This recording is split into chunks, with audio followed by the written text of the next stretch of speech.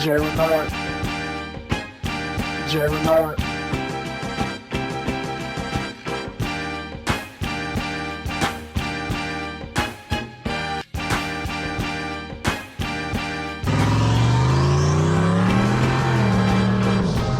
All right, what's going on, my people, and welcome to the Sn95 Power Channel. So we've got some very important things that we need to do today. We're going to try to get this car started, but I'm going to show you one important upgrade that I need to do before I start this car. I've got a slew of other things I need to get taken care of. I have fuel leak from the O-rings on the passenger side. I actually noticed that. I reseated the fuel injector. Didn't have a leak. This is what the base pressure, well, not the base pressure, this is what the regulator, when you prime the pump, jumping up to 40 psi. So I went ahead and cranked up the regulator to 60. I'll never hit 60 on the regulator, but I just wanted to give myself some headroom. Normally I will only run 1 bar, so with 1 bar with your base pressure, you're gonna get a fuel drop. But basically I'm not gonna go over 50, maybe 55 psi on the fuel pressure. So I ran to 60, it leaked. I dropped it down to 50, it didn't leak. So I'm just gonna take the whole thing off. We're gonna wrap it with some PTFE pipe tape, because this is a fuel log and I have a NPT fitting that's leaking. Interior, we're gonna get that interior put back together. It's all gonna happen rapid. It's gonna be rapid fire on this video. So let's get started. All right, so the leak is from this elbow right here. The elbow is connected to that fuel rail right there. So unfortunately, this whole intake has got to come off. And gosh, I felt like I just got this on here perfectly, and I gotta yank it off. So let's yank it off. All right, upper intake is off. I'm going to remove I don't have to remove the cap. I think I'll just pull the spark plug wires off. Now there's a fancy tool that you can use to disconnect this from the fuel line. I really don't care about scratching up these AN fittings, so I'm just gonna break it right here. We're gonna lose a lot of, this is actually the supply side. We'll still get some gasoline coming out of here. So I'll get a bunch of towels to catch that. All right, oil injectors. I didn't see much E85 goo residue on this side. And I'm kind of curious because it's always less residue on this side as opposed to the other side. I wonder if it's just more combustion temperature on this side, maybe the heat, I don't know, but it's just pretty interesting. Old injectors, new injectors, PTFE thread tape, and we have to take this fella off right here. All right, we got everything back together. Let's go ahead and prime up the system and make sure we don't have any leaks. Everything's solid at 30. Let's kick this up a notch. Yeah, that's 60. Actually, it went off scale. Damn it, it's still leaking. Crap. All right, so I took the pipe thread sealant off, and I got some Permatex, it's aviation thread sealant. It's like a goo. So we're gonna try this again. All right, hopefully we have a no leak situation. Got all my lines on, all the injectors plugged in, everything seated.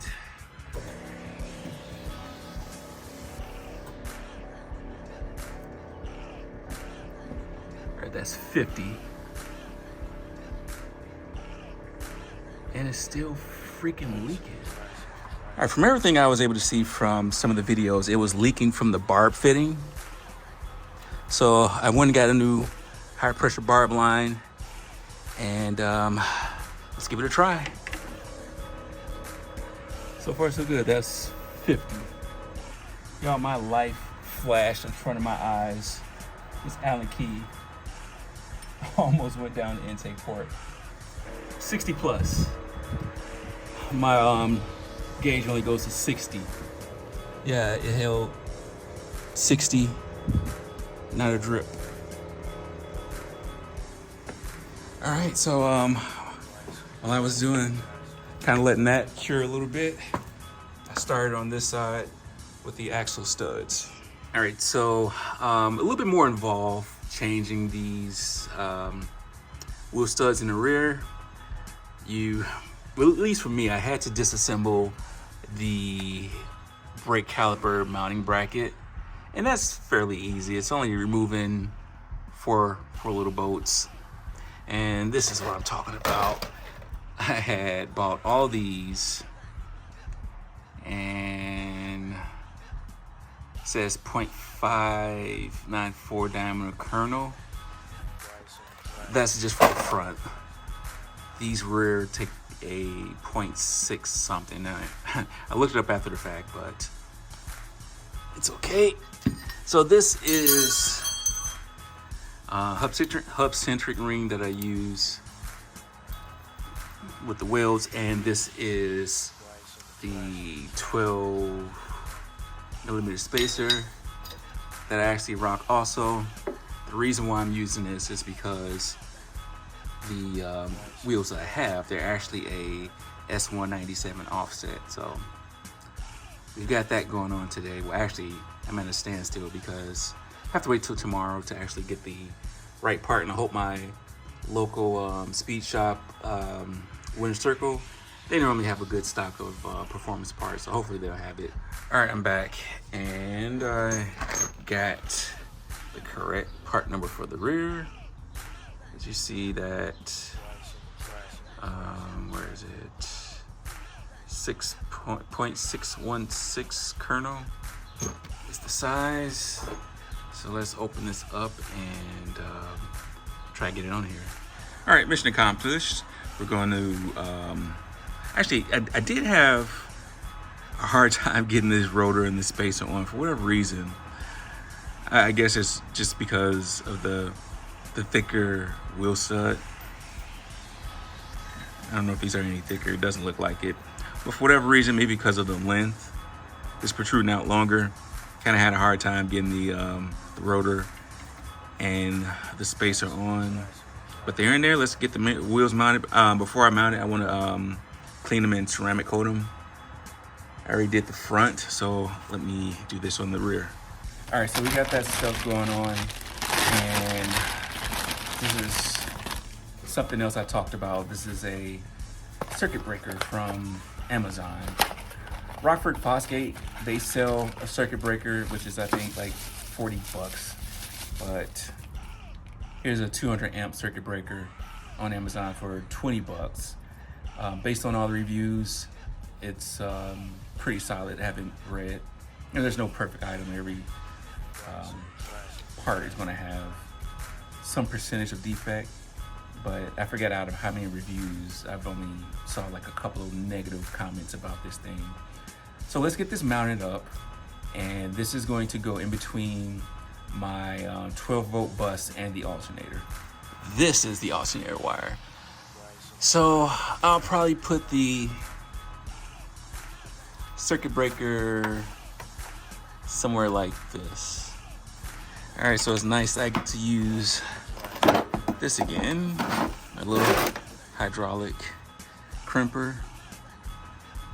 So plan is, I don't know. What is the plan? I gotta separate those two pieces. Unless I can, let me play around with this and figure out how I can do this. All right, so I found a 90-degree fitting. I can drill that in right there. And I don't have to route too much. Yeah, I think that'll work. All right, I got my circuit breaker installed. The only true way to test if my connection is good is I got to go from you know, this wire to ground. And if I got 12 volts, then I know my connection's good. So I'm going to do that, hook the battery back up. If everything is good, I'll put the cover back on this. And not today, but tomorrow, I'll probably go get the inner liner. And everything is finished on this side. I can't think of anything else that I need to do. But maybe I'll get the car started first before I put the fender liner on. Got a couple more things I have to do before I start the car. I gotta drain the oil. I think I already did that, but just double check. I got some fresh oil in there. I'm not gonna change the filter. The filter probably only has like 1,000 miles on it. But yeah, let's do the oil, and hopefully this video I'll get a first start video. All right, about to burp the system, get everything back together, fumble. Let me see, just quick once over everything before I start it. Got the car in the air because I'm gonna try to continue to burp this. All right, I think we're good. I don't know where the fuel pressure is at. We got Tuner Pro going. Cold start.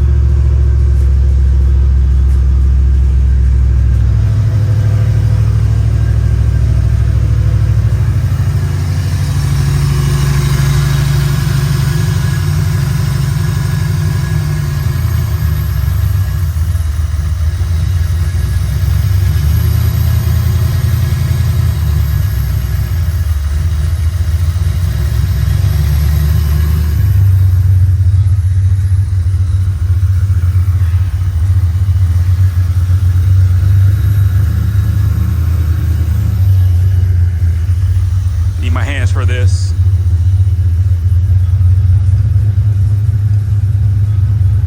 So if you heard that whistling, I got a fuel leak right here. Forgot to put this back in.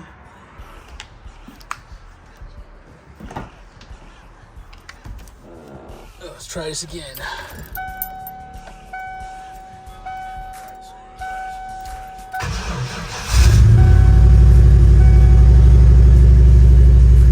Should be around 10.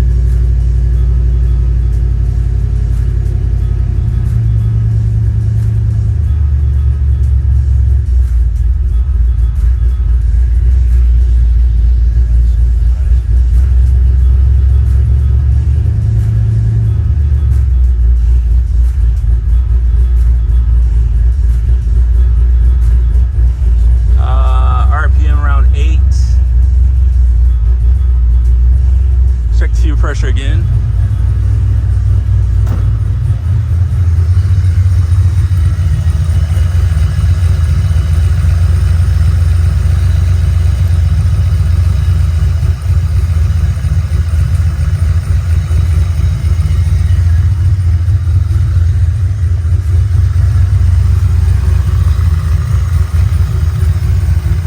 No leaks with fuel.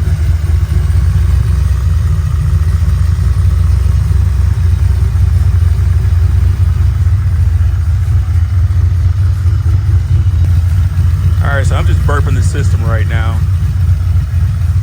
Only issue I have also, and I think this might be transmission fluid, is I'm getting some smoke from back here. And I know when I pulled this dipstick out,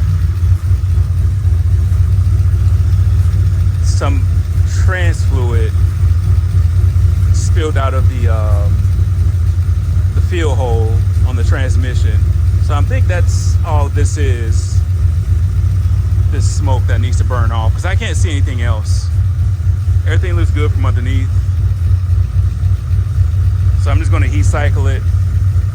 Hopefully it will just like burn off. But you know, anytime you get oil or transmission fluid on these wraps, I should say never. It takes forever for that stuff to burn off. So normally if it's someplace that I can see where it's at, I just remove it totally. Let me see if I could. So this is kind of like, I don't want to say the worst spot it can be, but it's a pretty bad spot because I would have to remove the whole downpipe in order to get that off. So I'm just going to heat cycle it a couple of times and hopefully it'll burn off. But if it doesn't heat cycle and burn off by the end of the day, I'm just going to have to remove this downpipe and undo this wrap and redo it. So we almost are complete with the interior. Gosh, I couldn't tell you when's the last time I had this piece on here. Just gotta get the seats in. I gotta get my nephew to detail this carpet up in here. I did do the little Amazon stick welder, and I did a little booger weld right here. Problem was, this thing was loose. The problem with using the S197 seats is they sit a lot further down than the Sn95 seats. So what I did is just, a couple spots I used before I got the welder, I just made some kind of like shim. This came loose and I got tired of constantly tightening it back up, so I just booger welded it. So we'll see how this works. Hopefully that stays. The little cheap little Amazon stick welder works great.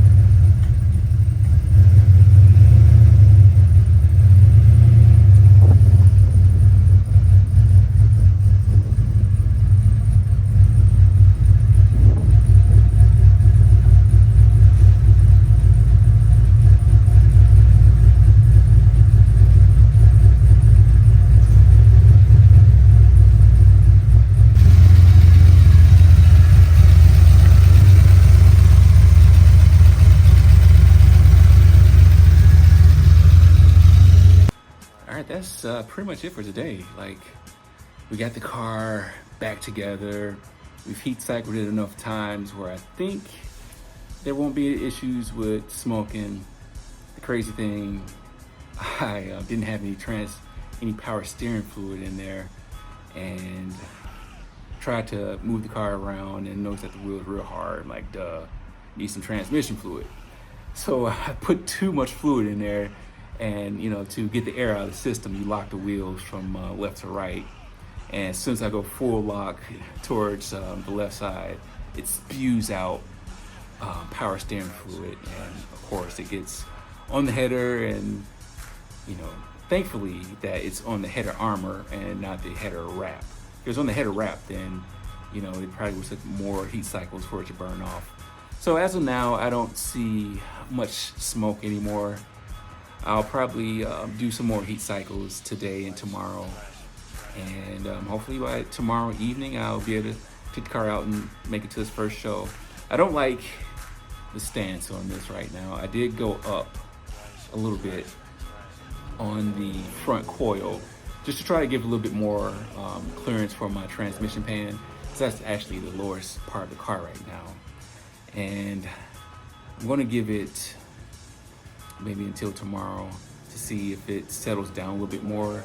If it doesn't settle down anymore, I'm going to bring it back down to the original height that I had, or maybe halfway in between the two.